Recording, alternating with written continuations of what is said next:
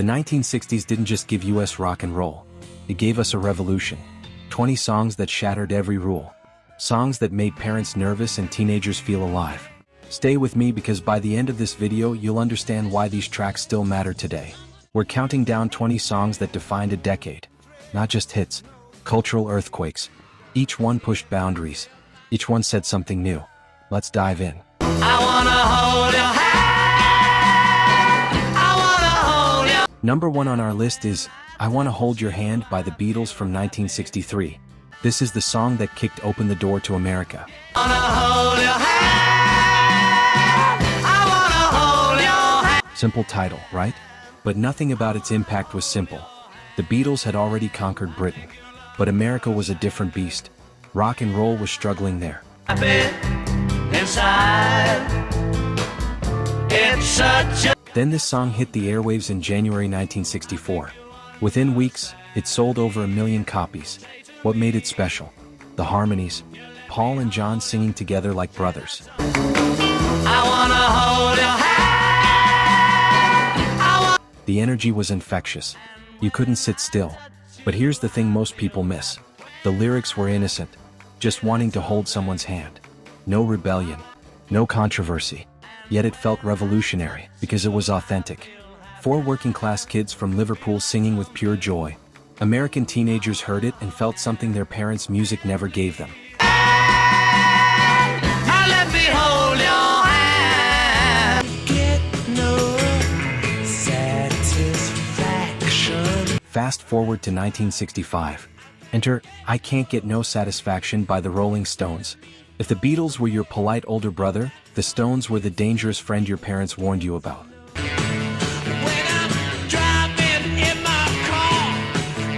Mick Jagger opens with that iconic fuzz guitar riff. You know the one. Keith Richards came up with it in his sleep. Literally woke up, recorded it, then passed out again. That riff became one of the most recognizable sounds in rock history.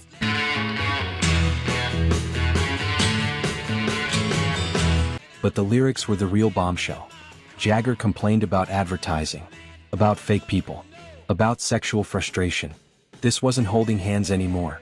This was raw teenage angst. Comes on the radio, it's telling me more and more. Radio stations initially banned it. Too suggestive, they said. But kids didn't care. They made it number 1 anyway. The song became an anthem. No, I can't get no. Good vibrations. Now let's talk about 1966 and Good Vibrations by the Beach Boys. Brian Wilson was a genius. Not the comfortable kind. The obsessive, boundary-pushing, nearly losing his mind kind.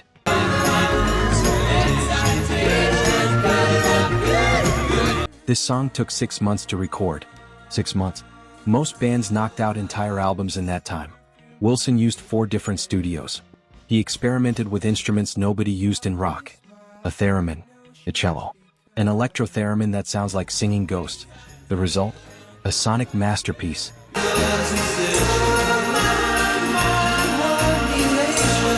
The song doesn't follow normal structure. It shifts, surprises. It builds layers like a musical painting. Critics called it a pocket symphony. But here's what matters.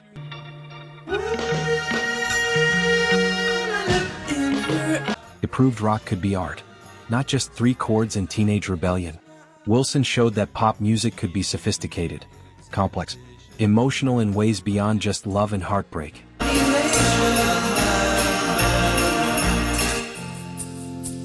Hey Jude, don't make it bad. By 1968, the Beatles had evolved. Hey Jude shows just how far. 7 minutes long. In an era when 3 minutes was standard. Radio stations thought it was commercial suicide. Paul McCartney wrote it for John Lennon's son during his parents' divorce. The song starts gentle. Just Paul and a piano. Then it builds, and builds, until you reach that final section.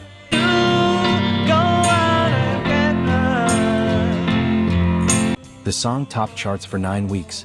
It became the Beatles' biggest hit. And it showed that commercial success didn't mean selling out. You could make something meaningful and massive at the same time.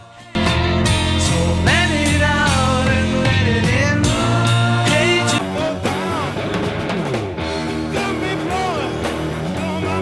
Jimi Hendrix exploded onto the scene in 1967 with Purple Haze. Nobody had ever heard a guitar sound like that. Hendrix didn't just play his instrument, he tortured it.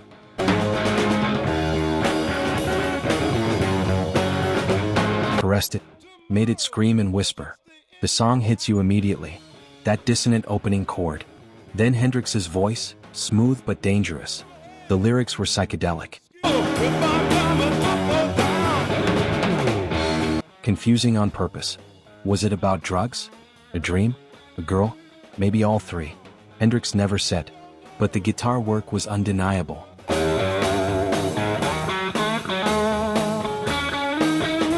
He used distortion as an instrument. Feedback wasn't a mistake, it was a feature. He bent notes in ways that shouldn't be possible. Made his Stratocaster talk. Hendrix was a black man in a white-dominated rock scene. He didn't just break musical barriers. He shattered racial ones. He proved that guitar gods could come in any color. That rock and roll belonged to everyone. Excuse me while I kiss the sky. Come on, baby, light my fire. Come on, baby. The Doors' Light My Fire from 1967 is 7 minutes of pure ambition. Most AM radio stations demanded a short version. Jim Morrison refused at first. Eventually they cut it for radio. But the album version is the real deal.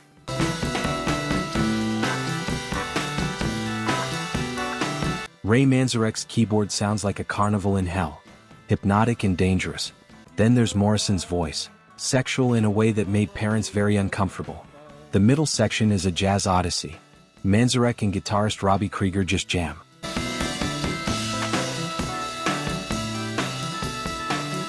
"4 minutes on a pop song. It shouldn't work, but it does." Morrison was more than a singer. He was a poet, a provocateur. He wanted to wake people up from their suburban dreams. This song was an invitation. Come play with fire. Come take risks.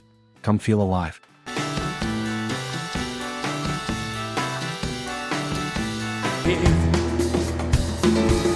I was around when Jesus. Back to the Rolling Stones in 1968 with Sympathy for the Devil.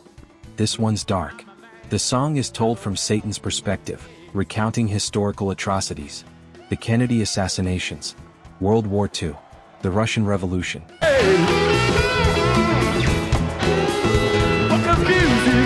The rhythm is based on samba. It builds and builds. Jagger's vocal performance is chilling. He doesn't shout. He seduces. That's more terrifying. The recording session was chaotic. They filmed it for a documentary. You can watch the song evolve from a slow ballad into the driving rhythm track we know.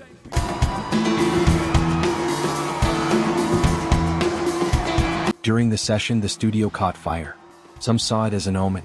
The song forced listeners to confront evil, not as some external force, but as something humans choose.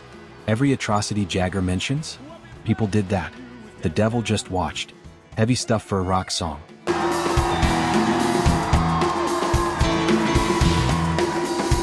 There's too much confusion. Bob Dylan wrote All Along the Watchtower, but Jimi Hendrix owned it in 1968. Dylan himself admitted Hendrix's version was definitive. That's the ultimate compliment. No reason to get excited. Hendrix took a folk song and electrified it.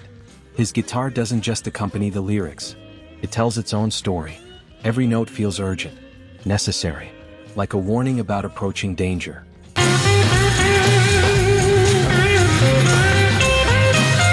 The lyrics are cryptic. A conversation between a joker and a thief. Princes watching from towers. Riders approaching. What does it mean? Everyone has theories.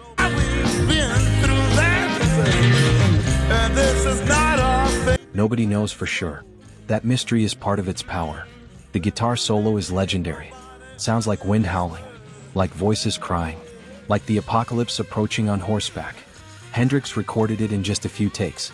Genius doesn't need multiple attempts.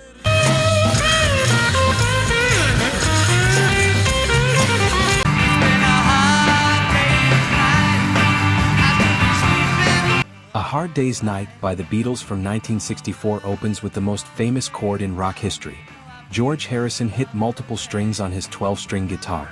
George Martin added a piano chord. It's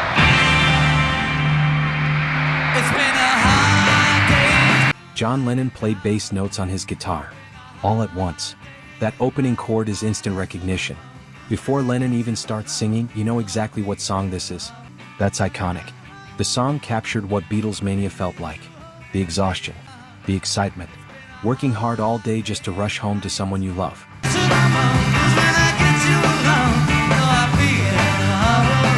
It was relatable. Every working person understood that feeling. The film of the same name turned the Beatles into movie stars too. The song became a cultural touchstone. Part of the soundtrack to the 60s. It represented the joy before things got complicated. Before assassinations in Vietnam.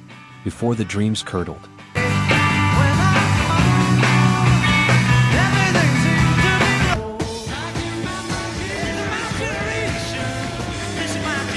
The Who's My Generation from 1965 is pure teenage rage.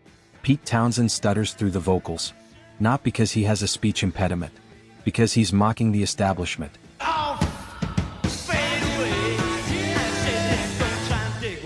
Making fun of how the older generation sees youth. The bass line is aggressive. John Entwistle plays it like he's attacking the instrument.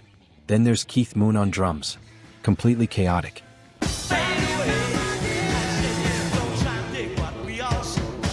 Fills everywhere. No drummer played like Keith Moon. The ending is destruction. Townsend smashes his guitar. Feedback screams. It's not music anymore. It's an act of rebellion.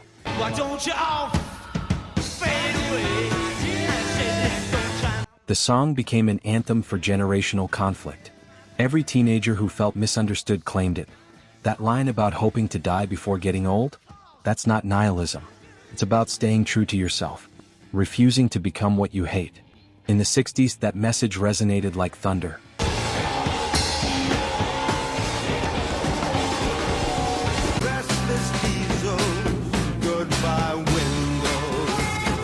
Cream's White Room from 1968 is psychedelic blues at its finest.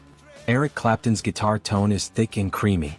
The wah-wah pedal creates a vocal quality, like the guitar is speaking. At the party, she was kindly. The lyrics paint surreal images. Silver horses. Crowded streets. A white room with black curtains. What does it mean? The songwriter said it's about waiting.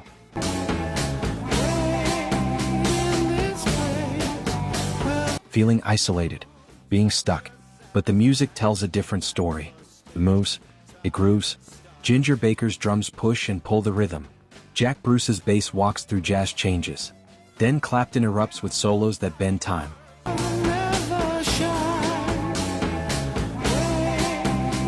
Cream was a supergroup. Three virtuosos who could barely stand each other personally. But musically? Lightning in a bottle. This song captures that tension. The beauty and the barely controlled chaos. Black roof country, no gold payments.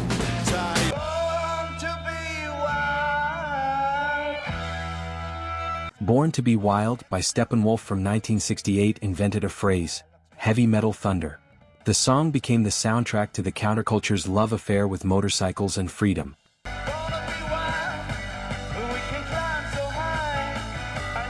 That opening riff is all attitude. Distorted. Loud. Unapologetic. John Kay's voice is rough gravel. He sounds like he's lived 1,000 lives on the road.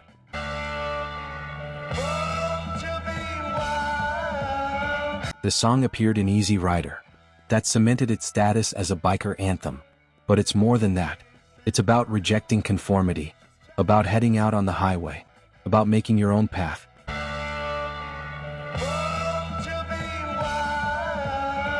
The phrase heavy metal in the lyrics gave a name to an entire genre. Bands like Black Sabbath and Led Zeppelin owe something to this track. It showed that rock could be heavier, louder, more intense.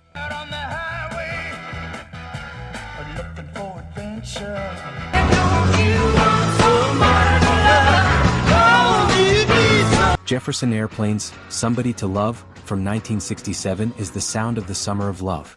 Grace Slick's voice is powerful, commanding. She doesn't ask for love. She demands it. The lyrics question everything. When truth is lies. When joy is pain.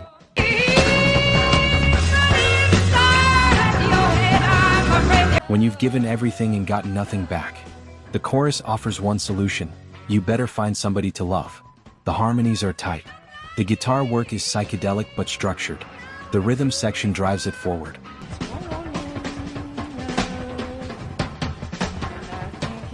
It's optimistic and cynical at the same time. Very 60s. Slick was one of rock's first female powerhouses. She didn't play the role of girlfriend or groupie. She was the star. Front and center. Taking up space. Making no apologies.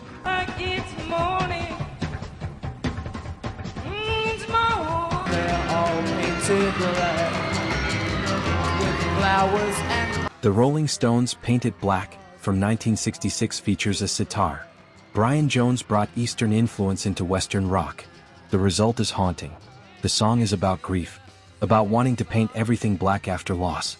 The imagery is dark. Flowers disappearing, colors fading.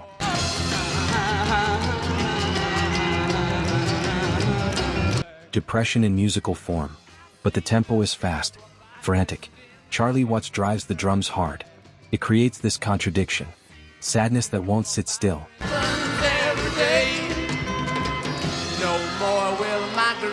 Grief that has energy. That's what makes it so effective. The sitar gives it an otherworldly quality.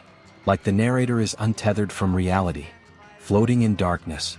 It influenced countless bands to experiment with non-Western instruments. The Beatles, The Doors. Everyone was suddenly looking east.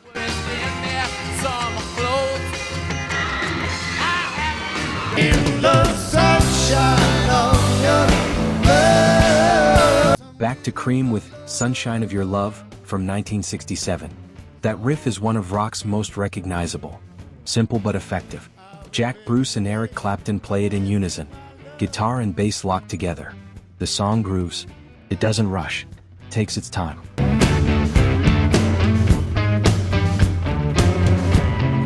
Builds tension. When Clapton's solo hits, it's earned. Every note means something. He's not showing off. He's serving the song. The lyrics are love poetry, but delivered with rock and roll swagger.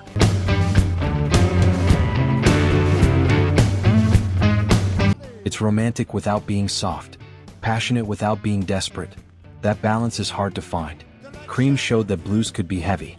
That virtuosity didn't mean pretentious. That three guys who could really play could create walls of sound.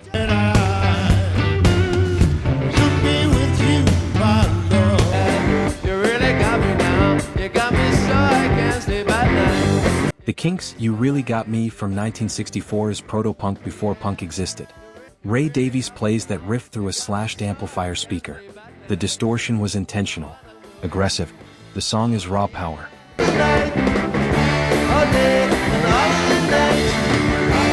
Two chords, simple structure, but the energy is undeniable. Dave Davies' guitar solo sounds like it's fighting to break free.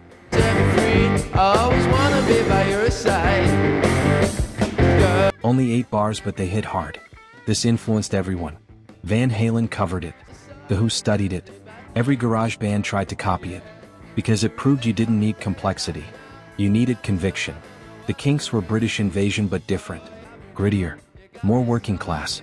Less polished than the Beatles. More dangerous than Herman's Hermits. This song captured that rough edge perfectly.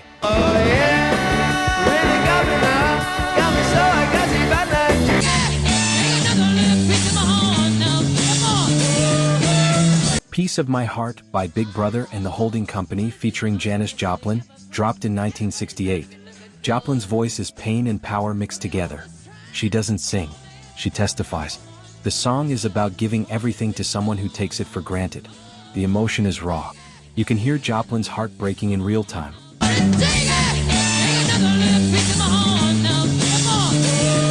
But there's strength there too. Defiance. She's hurt but not defeated. Joplin was blues in a white woman's body. She channeled Bessie Smith and Big Mama Thornton. But she made it her own.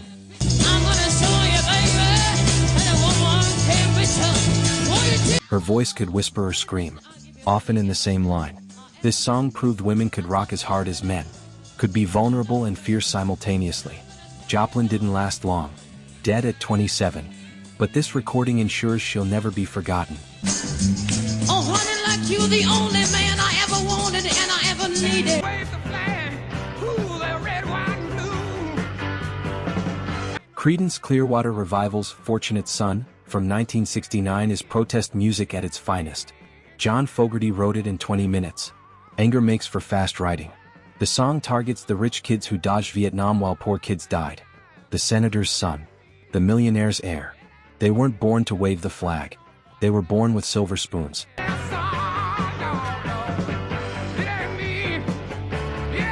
The guitar riff is relentless. The vocals are snarling. There's no subtlety here. Just rage. Justified rage. The song became an anti-war anthem immediately.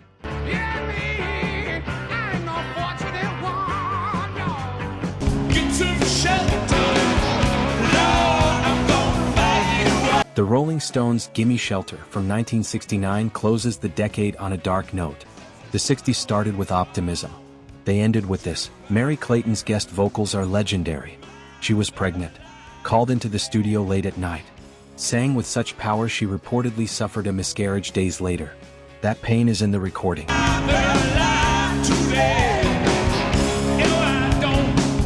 The guitar work is ominous. Keith Richards creates atmosphere more than melody. It sounds like a storm approaching, like danger on the horizon, because that's what 1969 felt like.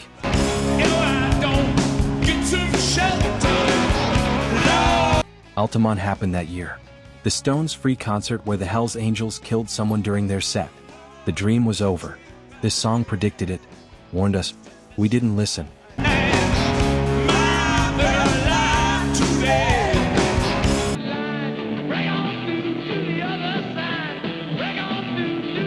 We end with The Doors' Break On Through to the Other Side from 1967. It was their debut single, an announcement of intent. The Doors were here to shatter boundaries. The rhythm is relentless. Manzarek's keyboard is hypnotic.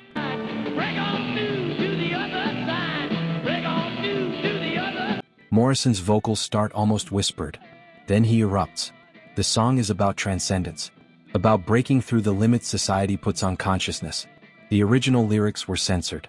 Morrison sang about getting high. The record label made them change it. Even the edited version couldn't hide the song's purpose.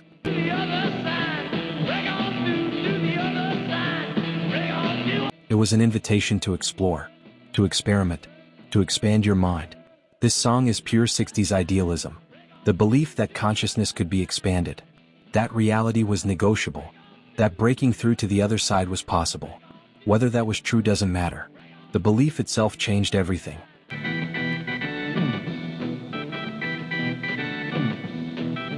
"20 songs. 1 decade. Infinite influence." These tracks didn't just top charts. They changed culture. Changed what music could be. What it could say. What it could make you feel. The 60s started innocent. 4 lads wanting to hold your hand. It ended with storms coming and shots being fired. These songs tracked that journey. From optimism to disillusionment. From simple to complex. From following rules to breaking them all. But here's what matters now. These songs still work. Still hit. Still mean something. Because great music transcends its moment. It speaks to something human. Something timeless. The guitars might sound different from what we're used to. The production is raw compared to modern standards. But the heart? The soul? That's eternal. So what's next? Go listen. Really listen. Don't just hear them in the background. Pay attention. Let these songs take you somewhere. Because that's what they were made for. To transport. To transform. To break on through to the other side. If this video opened your ears to something new, hit that like button. Subscribe for more deep dives into the music that matters. Drop a comment telling me which of these 20 songs hits you hardest. Which one changed your life?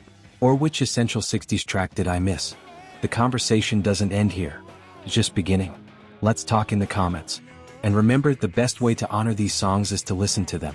Not just once, but until they become part of you. Thanks for watching. Now go break on through.